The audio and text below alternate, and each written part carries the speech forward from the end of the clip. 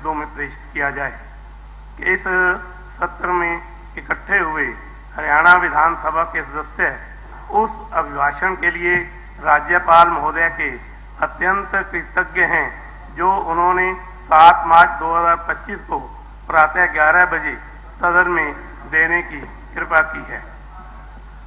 अध्यक्ष महोदय, सर्वप्रथम मैं आपका आभार व्यक्त करता हूं कि मुझे आपने माननीय राज्यपाल महोदय के अभिभाषण पर बोलने का अवसर दिया। तत्पश्चात मैं लौह पुरुष सरदार वल्लभ भाई पटेल को उनकी 150वीं जयंती तथा भारत रत्न पूर्व प्रधानमंत्री श्री अटल बिहारी वाजपेयी जी की जन्म शताब्दी पर श्रद्धा के साथ नमन करता हूं। माननीय अध्यक्ष महोदय, मैं प्रदेश की जनता को भी धन्यवाद देता हूं जिन्होंने लगातार तीसरी बार भाजपा की पूर्ण बहुमत की सरकार बनाकर इतिहास रचा तथा जनता इतिहास रचती भी क्यों ना, क्योंकि हमने पारदर्शी शासन दिया। हरियाणा एक, हरियाणी एक को धरातल पर उतारा, बिना पर्ची बिना खर्ची 1,75,000 से अधिक युवाओं को नौकरी दी। समान विकास समान रोजगार हमारी सरकार का बोध वाक्य बना। ग्रामों में 24 घंटे बिजली दी, अंत्योदय योजना शुरू की, मेरी फसल मेरा ब्यौरा पर लोगों ने विश्वास व्यक्त किया और उसका भरपूर लाभ उठाया। हमारी सरकार ने मुख्यमंत्री तीर्थ योजना के अंतर्गत कम आय वाले प्रदेश के लोगों को अयोध्या धाम की मुफ्त यात्रा करवाई तथा हाल ही में प्रयागराज में संगम स्नान भी करवाया। हैप्पी योजना के अंतर्गत 11 लाख से अधिक पात्र व्यक्तियों को अब तक 42 करोड़ किलोमीटर से अधिक की मुफ्त यात्रा करवाई गई है। माननीय अध्यक्ष महोदय, मैं प्रदेश का ध्यान इस ओर भी दिलाना चाहता हूं कि 2014-15 में जब भारतीय जनता पार्टी की पूर्ण बहुमत की सरकार हरियाणा में बनी तो प्रति व्यक्ति आय 1,47,382 रुपए थी, जो अब 2023-24 में बढ़कर 3,25,759 रुपए हो गई है, जो इस बात का प्रमाण है कि भारतीय जनता पार्टी के नेतृत्व में प्रदेश चहुमुखी विकास की ओर अग्रसर है।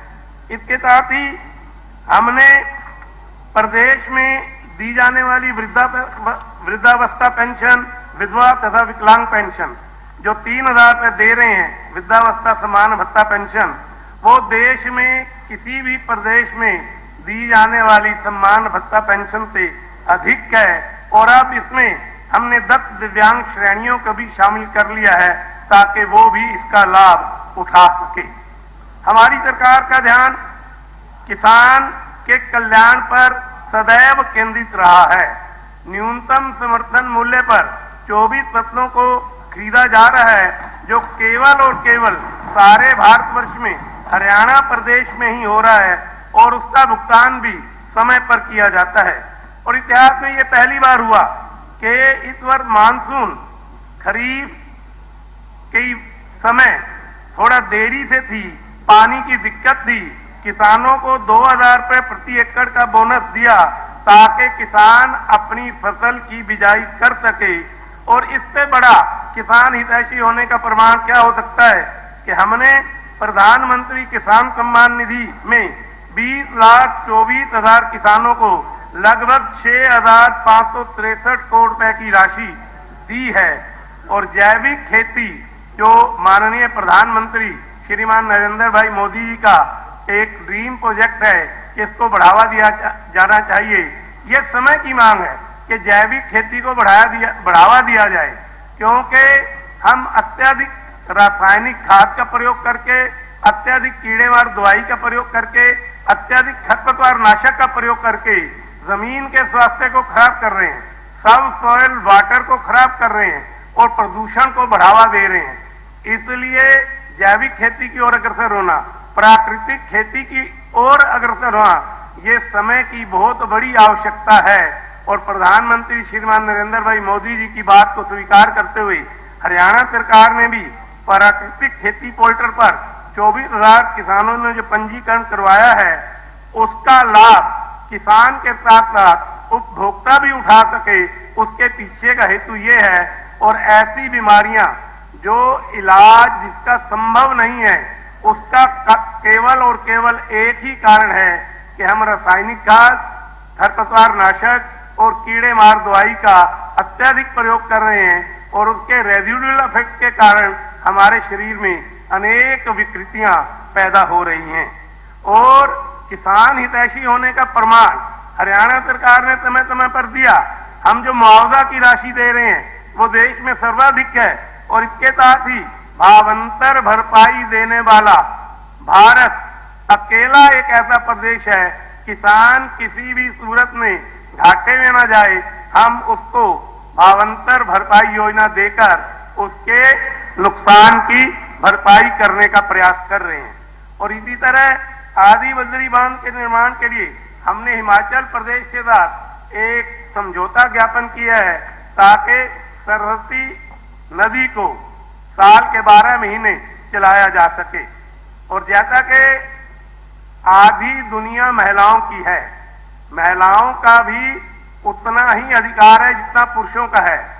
5 लाख महिलाओं को लखपति दीदी बनाने का लक्ष्य हमने रखा और उस पर आगे बढ़ते हुए हमने 2 लाख महिलाओं को लखपति दीदी बनाया है और नमो ड्रोन दीदी बनाने की ओर हम अग्रसर हैं और 8 लाख तक का ड्रोन हम नमो ड्रोन दीदी को देने वाले हैं ताकि वो आत्मनिर्भर बन सके और आत्मनिर्भर बनने के साथ साथ वो सारे समाज को एक नई दिशा दिखा सके।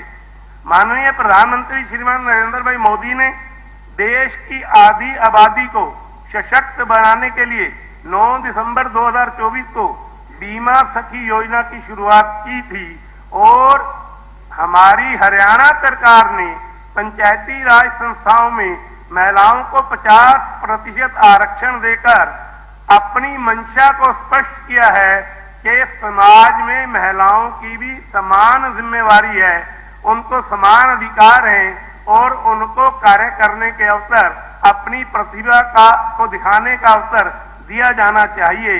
ये इस बात का प्रमाण है।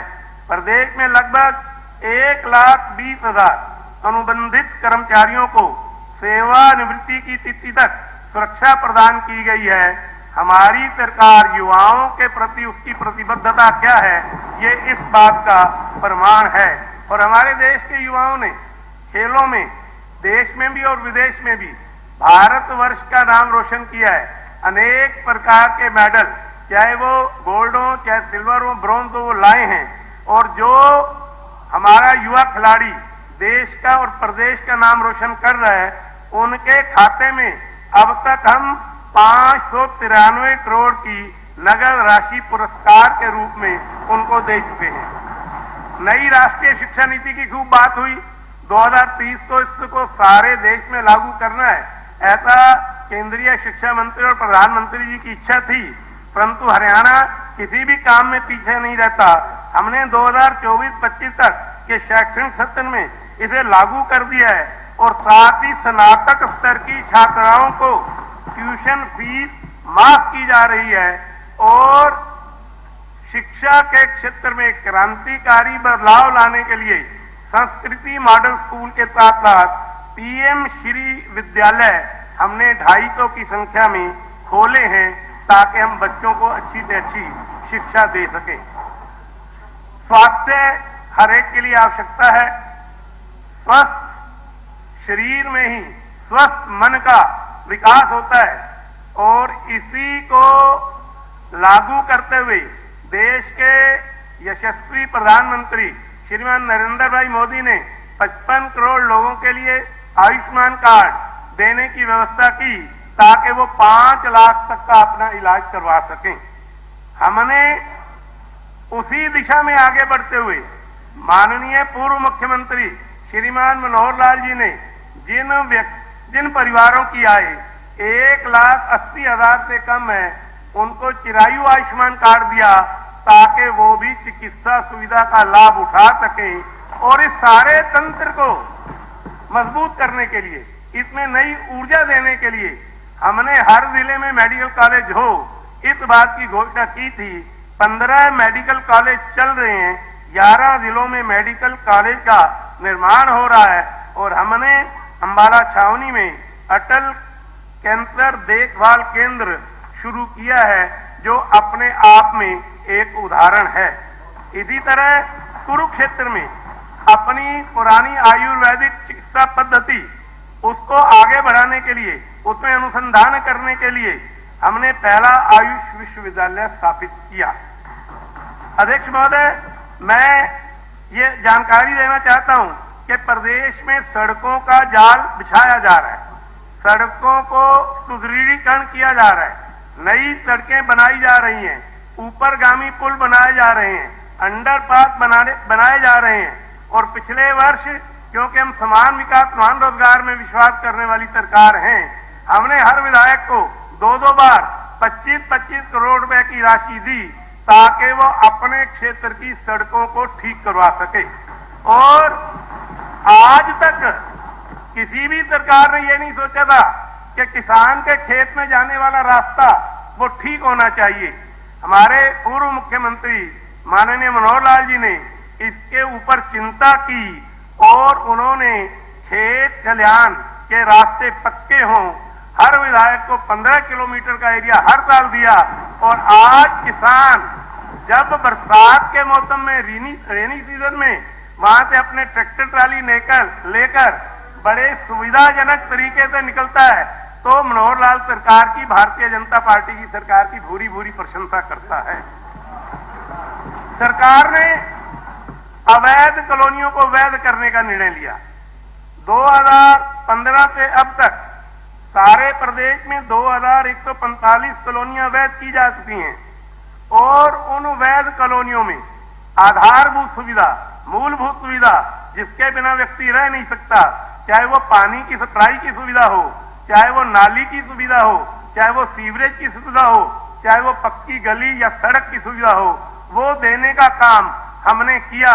और आज जब हम उन क्षेत्रों में जाते हैं जो कॉलोनियां अवैध से वैध हुई हैं, तो वो कहते हैं बाबूजी आपने हमें बचा लिया। और निश्चित रूप से उनके दिल से जो दुआ निकलती है, उसी के कारण 2024 अक्टूबर में भारतीय जनता पार्टी की तीसरी बार हरियाणा में पूर्ण बहुमत की सरकार बनी।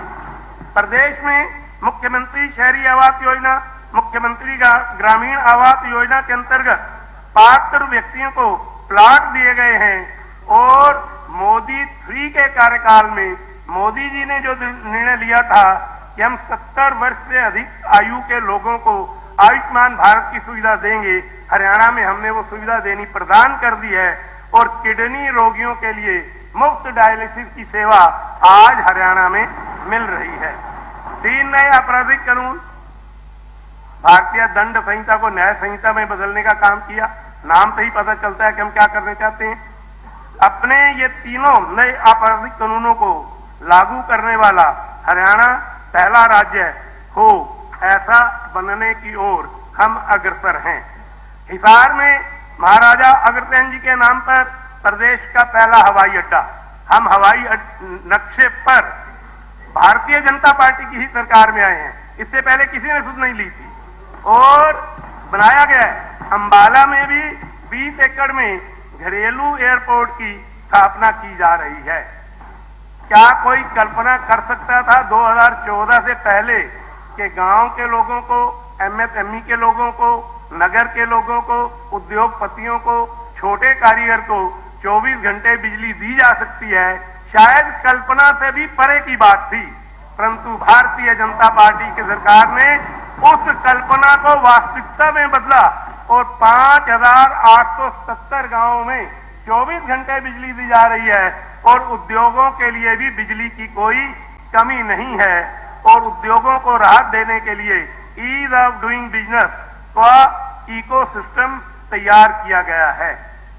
इसी तरह हम औद्योगिक विकास हो, गुरुग्राम में 1000 एकड़ में औद्योगिक तथा बिजनेस हब सेंटर विकसित किया जा रहा है।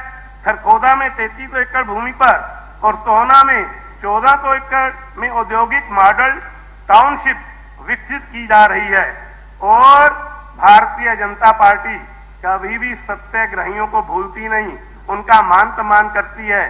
हिंदी आंदोलन के मातृभाषा सत्याग्रहियों को और आपातकालीन के सत्याग्रहियों की पेंशन को बढ़ाना एक बहुत सराहनीय काम भारतीय जनता पार्टी की सरकार ने किया है।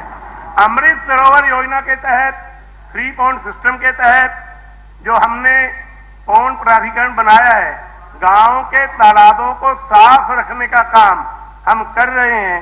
और लाल बहादुर शास्त्री जी ने नारा दिया था, जय जवान जय किसान। अटल जी ने परमाणु बम के विस्फोट के बाद जय जवान जय किसान जय विज्ञान जोड़ा उसमें, और मोदी जी ने आते ही नित नए अनुसंधान किए, जय जवान जय किसान जय विज्ञान जय अनुसंधान। और मोदी जी का ये नारा, सबका साथ सबका विकास, फिर उन्होंने कहा कि सबका विश्वास भी जीतना है, और जब तक प्रत्येक भारतवासी इसमें प्रयास नहीं करेगा, हम भारतवर्ष को विकसित राष्ट्र नहीं बना सकते।